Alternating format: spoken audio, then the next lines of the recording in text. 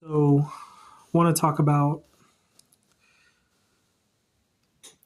deep web human darketing. Deep web human darketing is where a person is advertised in a dark web space beyond their knowledge. So, for example, with me, I'm a very shadow banned speaker online, and I don't doubt the possibility that all of my media is funneled directly into a dark web space where it has many more people viewing it than I realize. Like the idea that on my YouTube channel, let's say I only have 15 views on a video. That's what it says that I have on YouTube.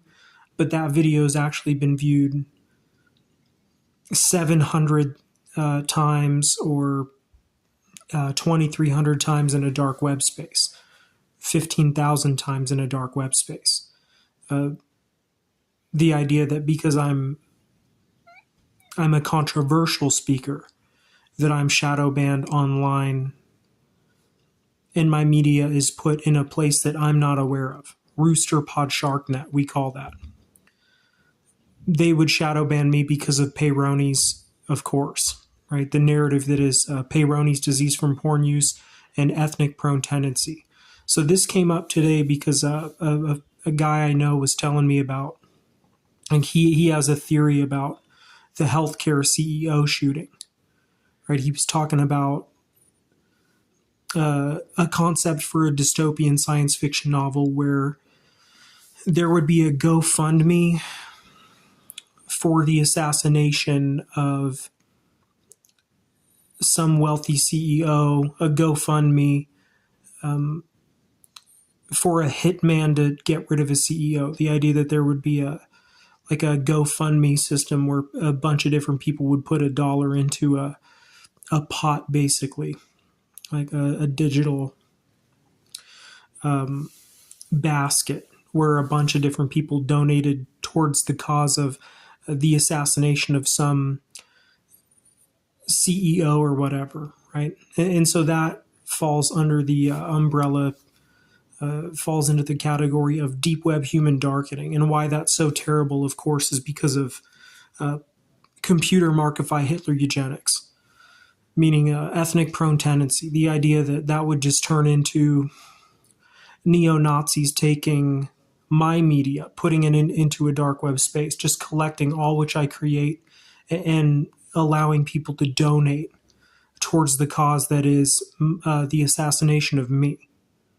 Right? So there's nothing new. Like what this guy thought was a new, and this guy who was talking to me about this theory or concept, right? He was talking about the idea that politicians in the future or CEOs could be swayed by the dark web in this way. But this is that's a terrible thing because you would have a civil war, basically, two sides fighting over.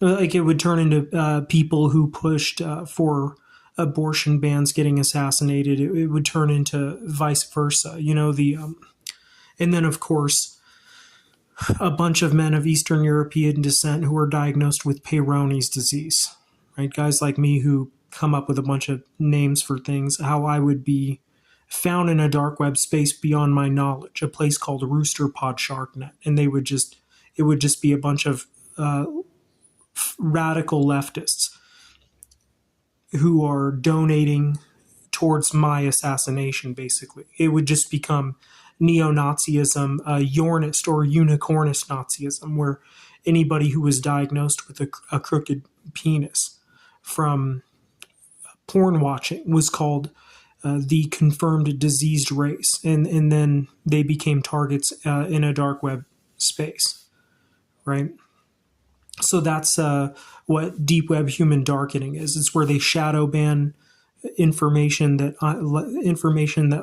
I like the info that I am releasing here, and it's funneling directly into a place called Rooster Pod Sharknet, where people are able to donate money towards my assassination. Right? How there becomes like a jackpot or winnings on me. Right?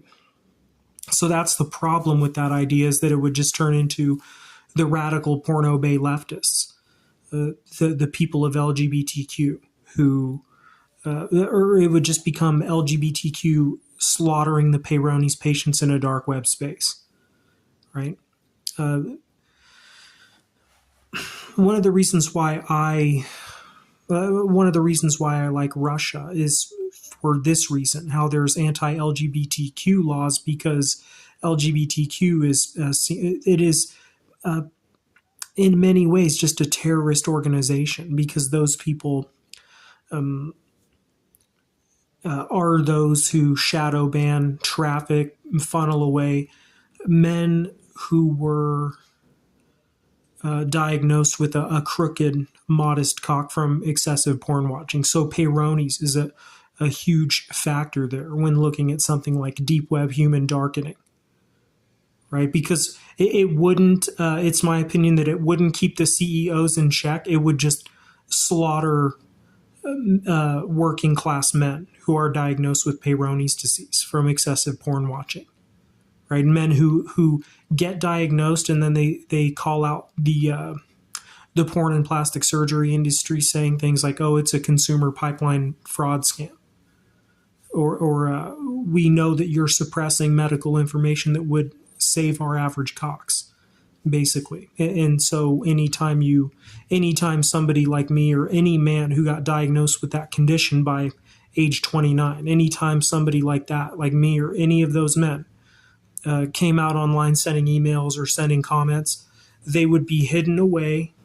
And then depending on how intelligent they were, how much of a threat they were considered to be, they would donate. Radical leftists would donate to the cause that is assassinating people like me or men like me.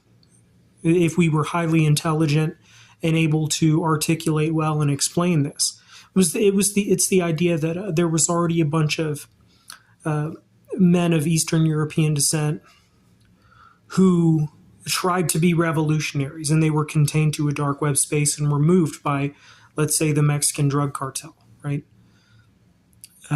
The teachings of Jose Vasconcelos can easily be merged with Hitler concepts, or like many people would say that Jose Vasconcelos is like the Mexican Adolf Hitler, because of what he said in his book La Raza Cosmica.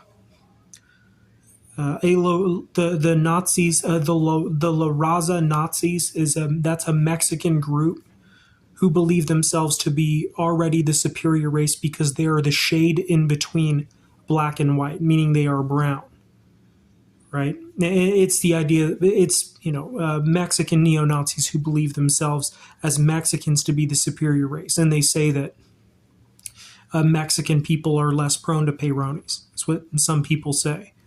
The character Michael Rodriguez was part white. The character Alan Chavez was part white. Right? Those men both had were mixed race people who had some. And Frodo Chavez might not have even been his real last name, because in that story I don't talk about the real name of Alan, the real last name. Frodo Chavez, likely just an alias, perhaps a white man, right, or a white mix, right? But Michael Rodriguez was somebody who was part white, and there was Spanish somewhere in his lineage, basically, right? But Frodo Chavez,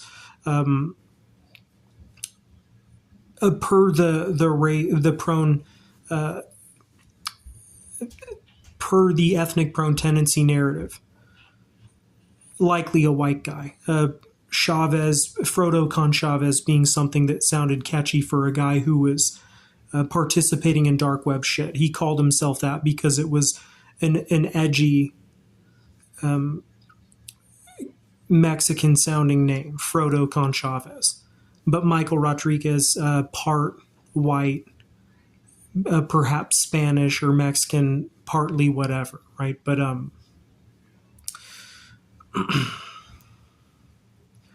the Jose Vasconcelos La Raza Cosmica neo-Nazi idea, the idea that there's many cartel who believe themselves to be the supreme race already because they are the shade in between black and white.